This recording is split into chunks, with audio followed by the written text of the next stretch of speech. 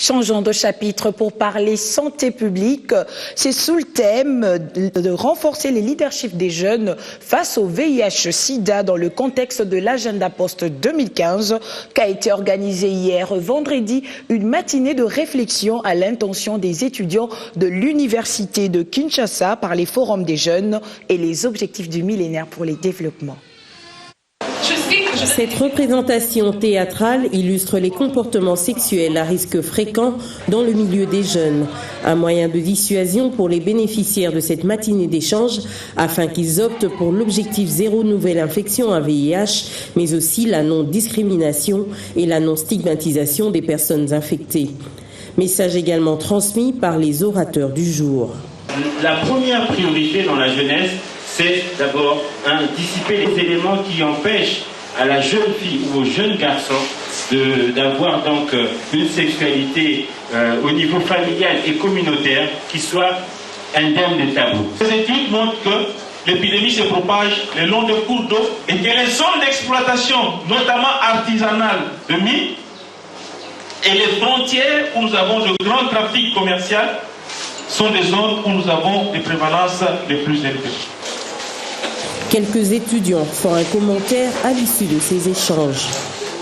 Lorsqu'on parle de l'agenda 2015, c'est pour les atteintes des objectifs du millénaire pour le développement. Donc c'est dans cette logique des choses que cette campagne de sensibilisation de la jeunesse a été organisée. C'est parce que dans nos familles, nous n'avons pas le temps de dialoguer, ce qui fait que il y a beaucoup de gens qui sont victimes de cette maladie. L'organisateur revient ici sur ses motivations. Cette matinée se range carrément dans ce sens-là, inciter le vrai leadership auprès des jeunes étudiants et leur permettre qu'ils puissent comprendre vraiment les vrais méandres du danger qu'il y a par rapport au VIH-Sida et surtout les acquis qu'on a par rapport au VIH-Sida et surtout aller de l'avant avec. Cette action s'inscrit donc dans le cadre d'un combat sans relâche contre cette pandémie qui poursuit ses ravages. À Kinshasa, le sida a fait 12 000 nouvelles infections et environ 23 000 orphelins en 2012. Je vais parler au... Pendant ce temps, le programme national de lutte contre le VIH-Sida présentait sa stratégie des réductions risque pour zéro contamination à l'horizon 2015. Plus de 64 000 personnes étaient sous antirétroviraux en 2012 en République démocratique du Congo et en 2013, le PNLS espère atteindre 84 000 PVV. Connaître le VIH-Sida, quel est l'état des réponses du VIH-Sida en RDC et pourquoi la journée internationale de lutte contre le sida, tels sont les grands axes de l'échange qu'a eu le médecin directeur adjoint du PNLS et la presse. Une rencontre afin de dire à tous que l'objectif zéro d'ici 2015 ne peut être atteint que si l'on connaît exactement les moyens de transmission du VIH-Sida et comment se prendre en charge face à cette pandémie. Pour se prévenir contre le VIH-Sida, cela tient compte des modes également de transmission. Par voie sexuelle, on a les différentes façons de se prévenir. Par voie de transmission mère-enfant, on a également les différentes façons de se prévenir. Et également par voie sanguine, comme je l'ai dit. Si les gens arrivent à l'abstinence sexuelle, nous allons arriver tous vers une génération sans le VIH-Sida. Bien que la réponse ait apportée, le docteur Théodore note tout de même que les besoins à couvert sont très réduits. Et nous venons de revoir le plan stratégique national multisectoriel et c'est dans cette vision que nous sommes en train de réfléchir comme gouvernement. Comment arriver à couvrir toutes les femmes qui ne veulent pas donner le VIH à leurs enfants avec des services adéquats? Comment arriver à couvrir tous ces Congolais qui veulent connaître leur état sérologique avec des services adéquats? Comment arriver, une fois que la personne connaît son état sérologique, de lui offrir également un service pour dire que le VIH aujourd'hui, ce n'est plus une maladie. Mois de décembre, mois de lutte contre le sida, une occasion pour le PNLS d'évaluer les actions menées et réfléchir sur les réalisations futures afin d'associer tout le monde dans cette lutte.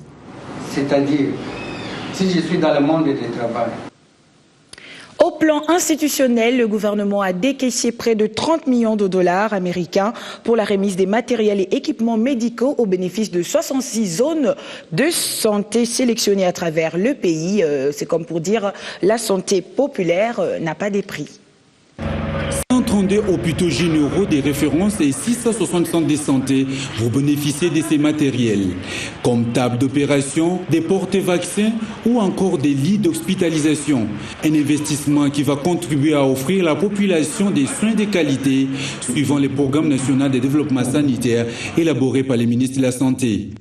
Pour pouvoir non seulement réhabiliter les centres de santé, réhabiliter les hôpitaux, mais les équiper avec des outils performants. C'est une vision noble qui plonge la République démocratique du Congo dans les radars de l'émergence, mais dans le secteur de la santé. Des matériels remis ce jour pour les 2 premières phases du projet d'équipement et des structures sanitaires et financières à hauteur de 29,8 millions de dollars américains sur fonds propres du gouvernement central. Pour se développer, il faut compter d'abord sur soi-même avant de compter sur les autres. Le développement, c'est un processus qui doit commencer par sa prise de conscience, une responsabilité individuelle et collective. Et dans cet élan, je suis certain que nous irons de l'avant. On espère de toute l'infrastructure, de tout le personnel de santé, que cet équipement va être utilisé pour servir les enfants et les femmes et va être maintenu en bonne santé. Également aussi, évidemment, les hommes, c'est pour les familles de la RDC. Par ailleurs, la 3e phase annoncée pour 2014 ciblera 68 hôpitaux et 340 autres centres de santé. Au final, ce projet couvrira les besoins en matériel médico-sanitaire de 200 hôpitaux généraux de référence et 1000 centres de santé dans toutes les 11 provinces du pays d'ici 2015. On continue de parler santé, d'autres maladies, notamment de Mansal, ont pour cause l'insalubrité. C'est pourquoi l'hôtel de ville a lancé la campagne « J'aime ma ville, j'adhère, je participe à la propreté et je paye la taxe d'assainissement ». Grâce à cette taxe, les autorités municipales entendent poursuivre l'embellissement en cours de la capitale.